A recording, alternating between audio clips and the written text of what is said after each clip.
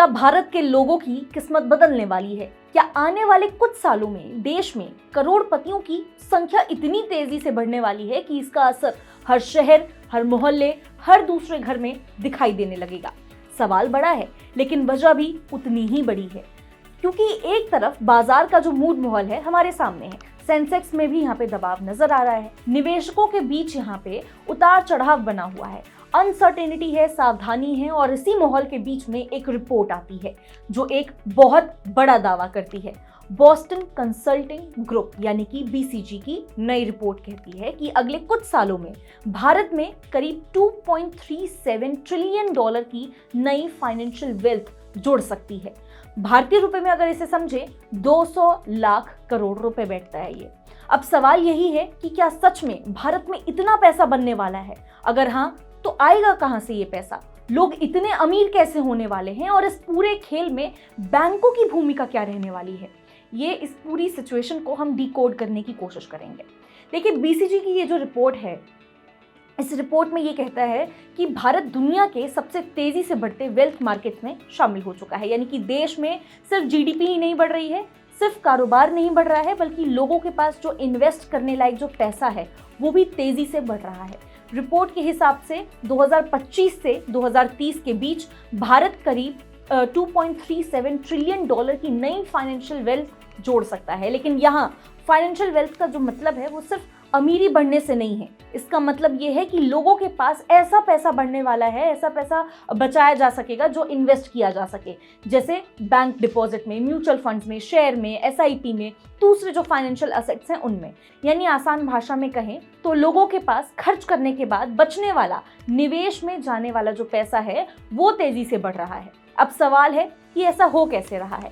पहली वजह है इनकम ग्रोथ। देश में बड़ी संख्या में लोगों की जो कमाई है वो पहले के मुकाबले यहाँ पे तेजी से बढ़ रही है। सैलरी इनकम बढ़ रही है, बिजनेस इनकम बढ़ रही है, प्रोफेशनल्स की अर्निंग बढ़ रही है, और डिजिटल इकोनॉमी में भी कमाई के नए रास्ते खोले हैं। अब दूसरी वजह है हाउस होल्ड सेविंग्स। लोग सिर्फ यहाँ पे खर्च नहीं कर रहे हैं, बचत भी बढ़ा रहे हैं। इनकम का बहुत बड़ा हिस्सा सेविंग्स और इन्वेस्टमेंट की तरफ जा रहा है। तीसरी वजह है फॉर्मलाइजेशन। पहले जो पैसा इनफॉर्मल इकोनॉमी में घूमता था वही अब बैंकिंग सिस्टम और फॉर्मल फाइनेंशियल चैनल्स में ज्यादा दिखाई दे रहा है। Digital payments, GST, formal payroll, online transaction, इन सब ने पैसे को फाइनेंशियल सिस्टम के अंदर ज्यादा यहाँ पे विजिबल बनाया है। चौथी वजह है फाइनेंशियल मार्केट पार्टिसिपेशन।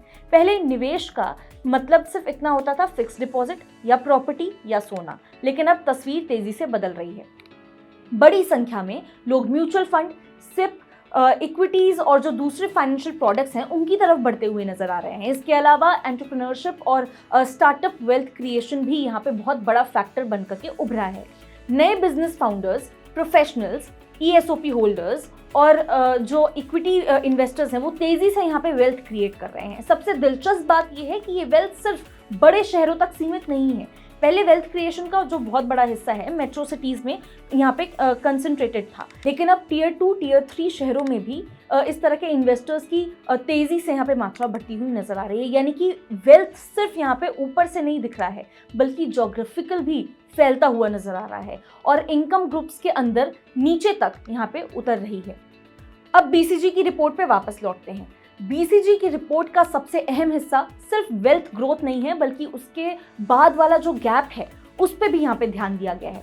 अब उस पैसे को मैनेज कैसे किया जाएगा, जो पैसे की हम बात कर रहे हैं कि 4 सालों में 2030 तक ये पैसा आने वाला है, 200 लाख करोड़ जो रुपए आने वाले हैं उनको मैनेज कैसे किया जाएगा। वेल्थ मैनेजमेंट इकोसिस्टम क्योंकि उतनी तेजी से बढ़ता हुआ नजर नहीं आ रहा है भारत में, यानी कि ये वेल्थ क्रिएशन और वेल्थ मैनेजमेंट के बीच में मिसमैच जो है, यहाँ पे दोनों ही एक जो ब्रिज है वो बहुत ही यहाँ पे टूटता हुआ नजर आ रहा है। इम्बैलेंस है, बैलेंस नजर नहीं आ रहा है।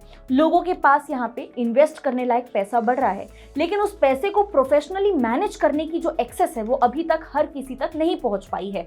बहुत बड़ी आबादी ऐसी है जो ट्रेडिशनल ट्रेडिशनल सेविंग्स में आगे निकल चुकी है, लेकिन उन्हें structured investment planning, portfolio management, tax efficient advisory और डाइवर्सिफाइड वेल्थ सॉल्यूशन आसानी से नहीं मिल रहे हैं।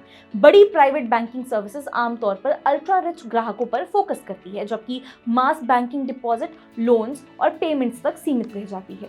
इन दोनों के बीच में एक बहुत बड़ा एफ्लुएंट कस्टमर सेगमेंट है जो तेजी से बढ़ रहा है, लेकिन अभी भी पूरी तरह से सर्व नहीं हो रहा है। अब यहीं से बैंक के लिए बहुत बड़ी अपॉर्चुनिटी यहाँ पे शामिल है। अब देखिए, बीसीजी का ऐसा कहना है कि इंडियन बैंक्स के पास वो ताकत ऑलरेडी मौजूद है जो वेल्थ मैनेजमेंट बिजनेस खड़ा करने के लिए सबसे जरूरी होती है।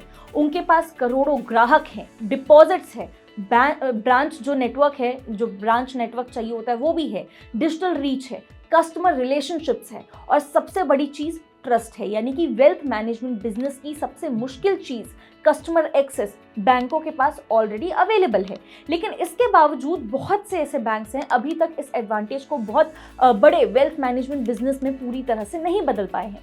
रिपोर्ट के हिसाब से एफ्लुएंट और एचएनआई ग्राहक जो हैं उनकी जो संख्या है उसमें वो यहाँ पे कम होते हैं, लेकिन डिपॉजिट का बहुत बड़ा जो हिस्सा है वो इन्हीं के पास होता है। कई मामलों में ये कुल ग्राहक का 10% से भी कम होते हैं, लेकिन बैंक के 40 to 50% डिपॉजिट इन्हीं से आ रहे होते हैं। अब इसके बावजूद बैंक अक्सर इन्हें इन्वेस्टमेंट प्लानिंग की जगह प्रीमियम बैंकिंग एक्सपीरियंस जो है वो बेचते हैं, जैसे कि priority service, premium cards, faster access, lifestyle perks. लेकिन जो डीपर पोर्टफोलियो एडवाइजरी है और लॉन्ग टर्म वेल्थ प्लानिंग है उतनी मजबूती से यहाँ पे नहीं बन पाई। बीसीजी का ऐसा मानना है कि यही बैंक्स के सबसे बड़ा मौका यहाँ पे मिस कर देते हैं। अगर बैंक इस सेगमेंट को सिर्फ डिपॉजिट कस्टमर की तरह देखने के बजाय वेल्थ कस्टमर की तरह देखना शुरू कर दें और इन्वेस्टमेंट एडवाइजरी, पोर्टफोलियो मैनेजमेंट और वेल्थ सॉल्यूशन को मजबूत करें, तो इससे उनकी जो कमाई है उसमें बहुत बड़ा बदलाव आ सकता है। रिपोर्ट के हिसाब से अगर बैंक्स एफ्लुएंट और एचएनआई ग्राहकों के इन्वेस्टमेंट असेट में ज़्यादा यहाँ पे शेयर हासिल कर लेते हैं तो अगले 5 साल में उनकी फी इनकम 50% से ज़्यादा बढ़ सकती है। खास बात यह है कि इसके लिए बैंक्स को बहुत ज़्यादा यहाँ पे नया कैपिटल लगाने की भी ज़रूरत नहीं पड़ने वाली है, क्योंकि कस्टमर पहले से ही इकोसिस्टम में उनके मौजूद हैं। उन्हें सिर्फ यहाँ पे एग्जिस्टिंग बैंकिंग रिलेशनशिप को डीपर फाइनेंशियल रिलेशनशिप में बदलना है। अब सबसे ज़रूरी बात, ये जो मैंने पूरी खबर आपको बताई है, आम आदमी, आम ग्राहक जो है उसके नज़रिए से अगर देखें तो ये जो रिपोर्ट है सिर्फ अमीरों की वेल्थ बढ़ाने की कहानी नहीं है। इसका मतलब ये भी निकलता है कि आने वाले समय में भारत में financial products, wealth advisory services और इन्वेस्टमेंट प्लानिंग पहले से कहीं ज़्यादा तेज़ी से बढ़ सकती है। निवेश के जो ऑप्शंस हैं, जो इन्वेस्टमेंट ऑप्शंस आपके पास अवेलेबल हैं, वो ज़्यादा स्ट्रक्चर्ड हो सकते हैं। बैंक सिर्फ अकाउंट रखने की जगह फाइनेंशियल प्लानिंग प्लेटफॉर्म की तरह यहाँ पे काम कर सकते हैं, और जैसे जैसे ये इकोसिस्टम बड़ा होगा वैसे वैसे ज़्यादा लोगों की यहाँ पे ऑर्गेनाइज्ड जो इन्वेस्टमेंट प्लानिंग है वहाँ तक पहुँच भी बढ़ना शुरू हो जाएगी। यानी कि अगर बड़ी तस्वीर अगर हम देखें बहुत साफ है, भारत में वेल्थ तेजी से यहाँ पे बन रही है। अब असली सवाल ये नहीं है कि पैसा कहाँ बन रहा है, असली सवाल ये है कि उस पैसे को मैनेज कौन करेगा और कैसे करेगा। बीसीजी की जो रिपोर्ट है वो कहती है कि अगर इंडियन बैंक्स इस मौके को सही समय पर पहचान लें तो आने वाले वर्षों में वेल्थ मैनेजमेंट का उनका सबसे बड़ा जो ग्रोथ इंजन है वो ये बन सकता है। आप इस बारे में क्या सोचते हैं? क्या कुछ हैं आपके थॉट्स? आप हमें कमेंट करके ज़रूर बता सकते हैं। ऐसी ही और खबरों के लिए आप विजिट कर सकते हैं हमारी वेबसाइट money9live.com और सब्सक्राइब कर सकते हैं हमारा यूट्यूब चैनल Money9। मिलते हैं आपसे अगले वीडियो में, तब तक के लिए नमस्कार।